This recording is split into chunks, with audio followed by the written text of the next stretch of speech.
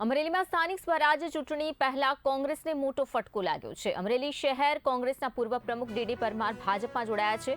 ઉર્જા મંત્રી કૌશિક વેકરિયાના હાથે કેસરીયો ધારણ કર્યો। 35 વર્ષથી કોંગ્રેસમાં કાર્યો કર્યા હોવાનો પરમારનો દાવો છે। પત્નીની ટિકિટ કપાતા કોંગ્રેસથી નારાજ થયા અને નારાજગી બાદ કોંગ્રેસ સાથે તેમણે છેડો ફાડ્યો અને આખરે તેઓ ભાજપમાં જોડાઈ ગયા છે। અને અમારા ધર્મપત્નીની ટિકિટ કાપતા અમે નારાજ થયેલ હોય, તેમજ અમારી કોઈ પાર્ટીની અંદર કદર ન હોય અને પાર્ટીને ચલાવવાવાળા 2-3 લોકો હોય, જે હું અને રતનીઓ એવા કે જે આખી પાર્ટીનું સંચાલન કરતા હોય, કોઈ સારા કાર્યકર વફાદાર કાર્યકરની કોઈ ગણના ન હોય અને પોતાની જોહુકમી હાંકતા હોય અને સેટલમેન્ટ કરતા હોય, ટિકિટ બાબતની અંદર સેટલમેન્ટ થયેલા છે અને સેટલમેન્ટ કરતા હોય।